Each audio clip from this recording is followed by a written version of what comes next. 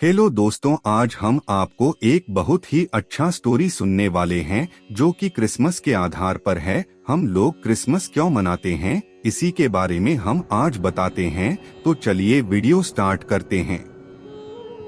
परमेश्वर ने जगत से ऐसा प्रेम किया कि उसने अपने इकलौते पुत्र को भेजा ताकि जो कोई उस पर विश्वास करे वह नाश न हो परंतु अनंत जीवन पाए। यूहन्ना 3:16। परमेश्वर द्वारा सृष्टि की रचना के बाद उसके संरक्षण के लिए आदम को परमेश्वर ने अपने हाथों से मिट्टी तथा अपनी सांसों से बनाया गया था और उसकी साथी हव्वा को आदम की पसली से बनाया गया था।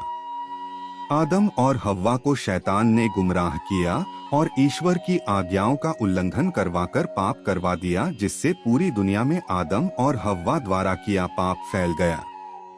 तो परमेश्वर ने दुनिया को पाप के दलदल से निकालने के लिए एलिया, हनूक जैसे कई नबियों को धरती पर भेजा, लेकिन किसी ने उनकी एक भी नहीं सुनी। और अंत में इस महत्वपूर्ण कार्य के लिए परमेश्वर ने प्रभु यीशु मसीह को, जो आदि से थे तथा परमेश्वर के संग थे, को आज से 2023 साल पहले इसराइल में यरूशलेम के बेथलेहम में कुंवारी मरियम के पवित्र गर्भ से पवित्र आत्मा द्वारा संसार में भेजा। प्रभु यीशु मसीह के संबंध में यूहन्ना नबी ने पवित्र बाइबल में लिखा है कि आदि में शब्द था और शब्द परमेश्वर के साथ था और शब्द ही परमेश्वर था। यूहन्ना 1:1। जब यीशु मसीह का जन्म हुआ तो यूहन्ना ने कहा कि शब्द देहधारी हुआ, जो कि यूहन्ना नबी द्वारा आदि में वर्णित शब्द था। प्रभु यीशु मसीह के जन्म के समय वर्णित शब्द का अर्थ है कि यीशु मसीह ही वह शब्द था जो आदि में परमेश्वर के साथ था।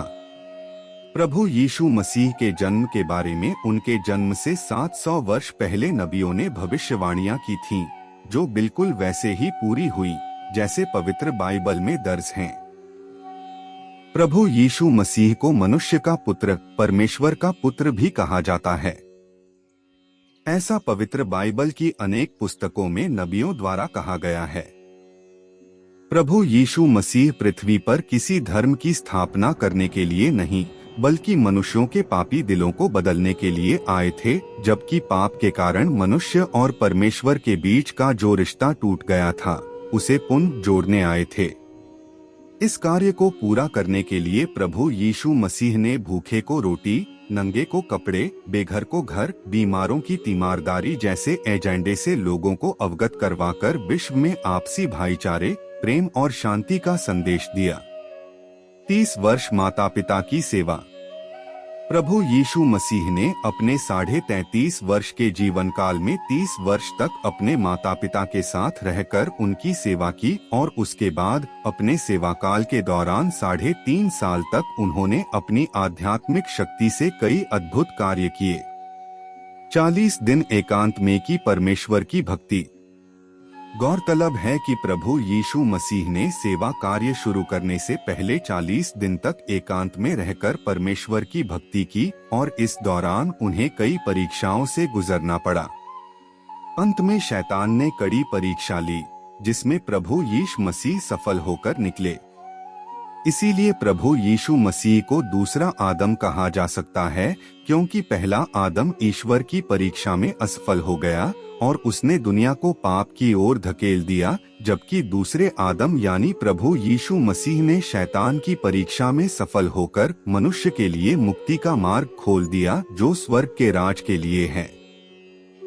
इस महान आध्यात्मिक व्यक्तित्व प्रभु यीशु मसीह, जिन्हें संपूर्ण मसीह समुदाय पवित्र बाइबल के अनुसार जीवित परमेश्वर मानता है, का जन्मदिन 25 दिसंबर को मनाया जाता है। इस संबंध में कई दिन पहले से ही मसीह समुदाय क्रिसमस की तैयारियां शुरू कर देता है और भजन मंडली, कॉयर के रूप में घर घर जाकर क्रिसमस की शुभकामनाएं देते हैं। 25 दिसंबर को इस पवित्र दिन को लेकर गिरजाघरों में बड़ी श्रद्धा के साथ प्रार्थना सभाएं आयोजित की जाती हैं। अगर आपको यह वीडियो अच्छा लगा तो मेरे इस चैनल को सब्सक्राइब करके बेल आइकन को दबाना ना भूले, ताकि आपको हर वीडियो की नोटिफिकेशन पहले पहुंचे। धन्यवाद।